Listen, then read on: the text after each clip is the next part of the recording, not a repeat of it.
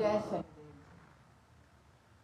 सावन का पहला पावन सोमवार के आप सभी को बहुत बहुत हार्दिक शुभकामनाएं।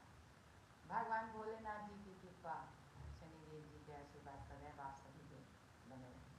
खुश रहिए, स्वस्थ रहिए, भगवान की कृपा करें। आइए हम आज इसलिए आए हैं कि कथा आप सब हमेशा सुनते हैं, बरसों से सुन रहे हैं। हमारे ऋषि मुनियों ने कथा लिखा है, पढ़ते हैं, समझने के प्रयास नहीं करते हैं। उन्होंने इतना अच्छा लिखा है, इतना अच्छा संदेश दिया, और आप उस संदेश को नहीं समझते। तो आइए थोड़ा सा आप सभी को सच के वो सत्य को ले जाने का प्रयास करते हैं, और आप सभी भी थोड़ा कदम बढ़ाइए, समझने का प्रयास कीजिएगा, तो जीवन सत्य खुशहाल रहेगा और हमारा देश, हमारा घर परिवार नशा से मुक्त हो जाएगा। भगवान भोलेनाथ जी के आशीर्वाद के साथ शनिदेव जी के आशीर्वाद। जय महाकाल, जय श्री शनिदेव महाराज, जय महादेव शनि साहब। खुश रहिए।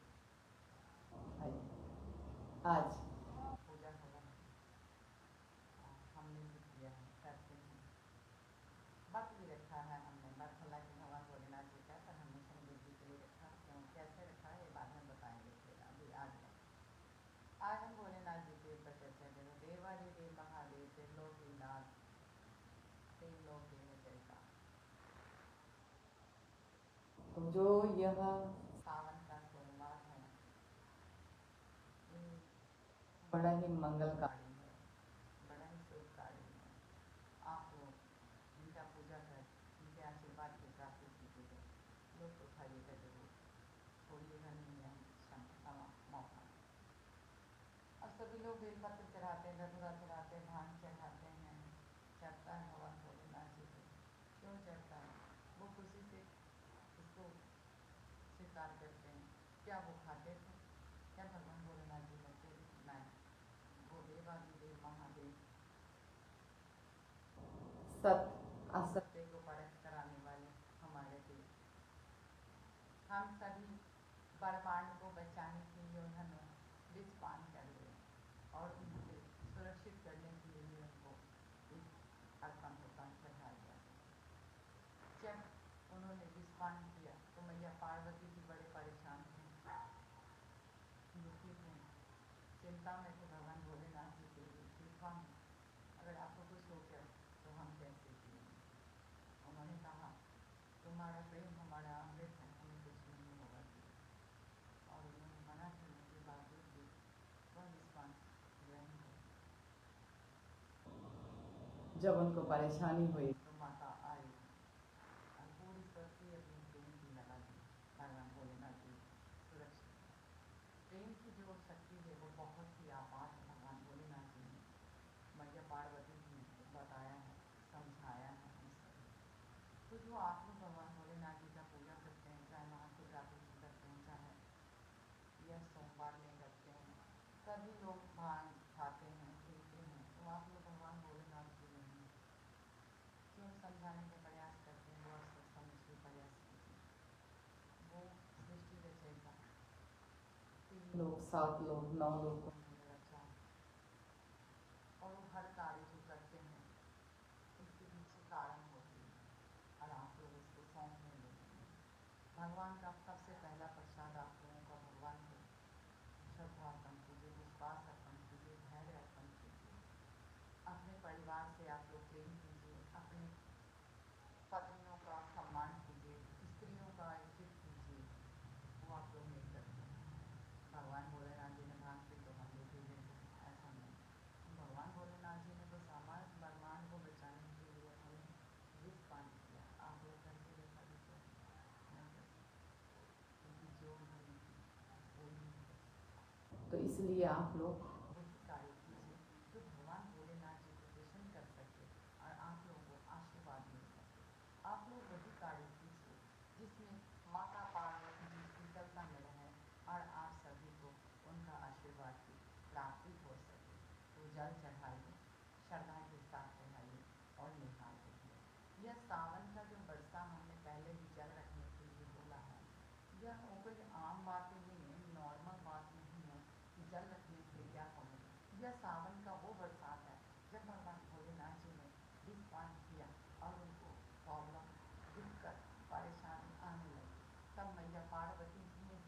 सबसे पहले जल भर भर के उनको डालना आरंभ किया। उसके बाद सभी देवी देवता रोने लगे कि मेरे महादेव को, मेरे भोलेनाथ जी को कुछ हो ना जाए। सभी हाथ जोड़ते, सबने अपने अपने शक्ति अनुसार, यानी इंद्र देव ने, वरुण देव ने, सभी ने शक्ति अनुसार स्त्रियाँ वर्षा की थी। भगवान भोलेनाथ जी को राहत मिल सके। जिनको जितना हुआ उन्होंने उस धरती को, उन्होंने उस श्रद्धा को, उन्होंने अपनी शक्ति को उनके ऊपर अर्पण कर दिया। तो आप लोग यह जल आम मत समझिएगा, यह सावन का वर्षा जल रखिएगा जरूर, और हो सके तो जल से भगवान भोलेनाथ जी का अभिषेक अवश्य कीजिएगा। काफ़ी राहत मिलेगी आप लोगों को, दुखों से छुटकारा मिलेगा, जीवन में खुशियाँ आएगी। यह जल बहुत सारे कार्य कर सकते हैं। जैसे कोई जल जाता है, बहुत ज़्यादा छलका पड़ जाता है, वह इस जल का जो है उसको वहाँ पर इस जल से उसको धोइए, उसको स्नान करवाइए, तो जो जल है वो जो छलकाव है उस जल पे, जल जो है उस पर काम करेगा, छलकाव उनको नहीं पड़ेगा, उनको जलन नहीं होगी, उनको राहत मिलेगी। फिर आप उनको आराम से डॉक्टर के पास लेके जाइए, बैठ के पास लेके जाइए, इलाज कराइए, ठीक है। तो आप लोग यह जल का प्रयोग अवश्य कीजिएगा, लेकिन श्रद्धा के साथ। जो सकता है भांग पीकर नहीं, बांग के पकौड़े खाकर नहीं, जो उन्होंने किया वो हम सब में से कोई नहीं कर सकता, ये हकीकत है। तो माता पार्वती और भगवान भोलेनाथ जी को प्रसन्न करने के लिए जल अवश्य चढ़ाइएगा, श्रद्धा विश्वास के साथ। प्रेम इसे कहते हैं कि जब मैया लौट के आई, भूल गई कि क्या था क्या नहीं, बस उनको याद है एक चीज़ था, एक सत्य याद था कि वो मेरे पति परमेश्वर है, वो मेरे भगवान है। आप सब भी इज्जत कीजिए। अब आते हैं दूसरा पहला कि आज यह सावन का जो महीना है और यह पावन सोमवार जो है, आप सभी प्रण लीजिए कि सबसे पहले नशा से खुद को मुक्त करेंगे, जो कोई भी करता है, और घर में अपने माँ बहन पत्नी का सम्मान करेंगे।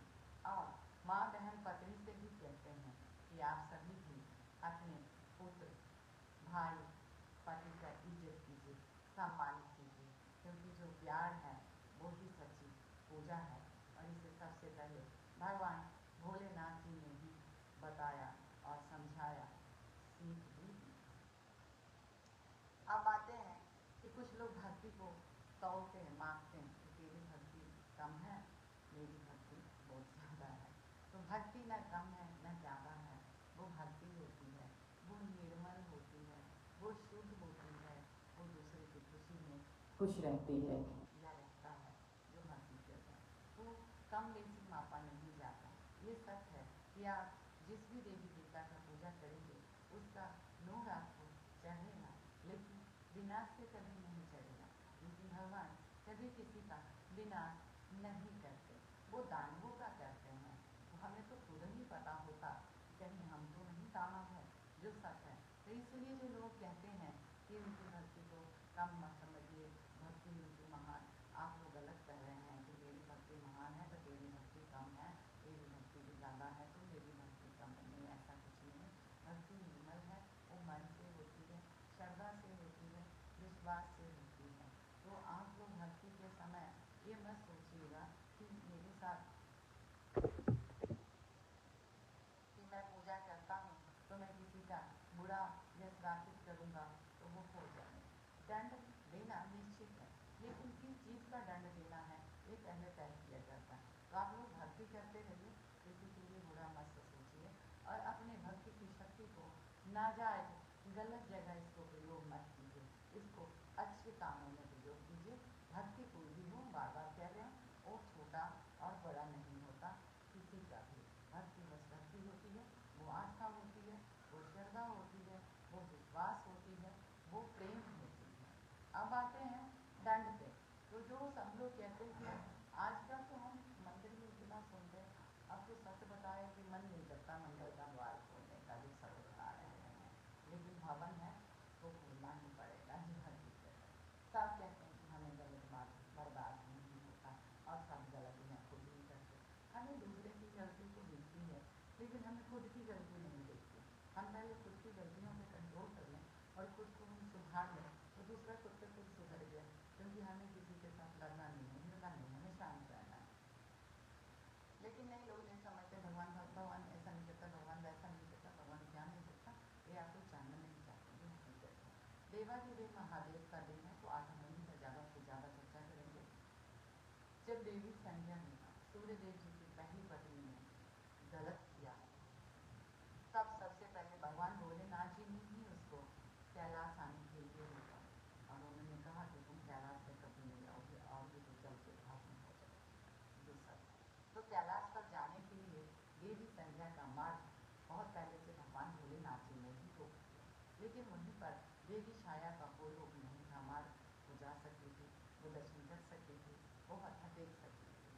तो इसलिए सही गलत का पर्याय पहले आप लोग कर लीजिए, तभी किसी को कहिएगा कि वो गलत है और मैं सही हूँ। मुझे लगता है कि मैं ही गलत हूँ, सब सही है। जिस दिन ऐसा सोच लीजिएगा, ज़िंदगी खूबसूरत हो जाएगा, ज़िंदगी में शांति आ जाएगी, रिश्तों में प्रेम आ जाएगा। निभता है निभाइए, वरना दूर रखिए, बस किसी को नुकसान मत पहुँचाइए। तो भगवान भोलेनाथ जी की पूजा श्रद्धा, विश्वास, आस्था, प्रेम से कीजिए, मन में छल कपट लेकर मत कीजिए, क्योंकि उन्होंने प्रेम को पूजा बनाया है, उन्होंने प्रेम को शक्ति बनाया है, उन्होंने सच में अर्धान और अर्धांगिनी बनाया है। तो इसलिए उनको दिल से नमन कीजिए और सच्चे हृदय से पूजन कीजिए, जीवन सदैव निहाल रहेगा और खुशहाल रहेगा।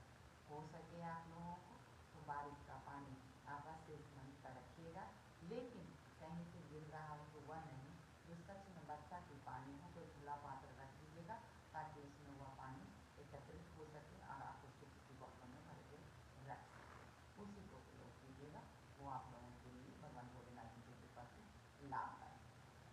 तो इसीलिए आज वरदान मिला है आप सभी को कि हमें नशा से मुक्त करना है, खुद को, समाज को, अपने देश को, और नारियों का सम्मान करना है। नारी भी यह अपने आप में प्रण है कि मुझे भी पुरुषों की सम्मान करना है, लेकिन अच्छो पुरुषों जो सब है, जो बिगड़े हैं उसको मार के लेके आना है।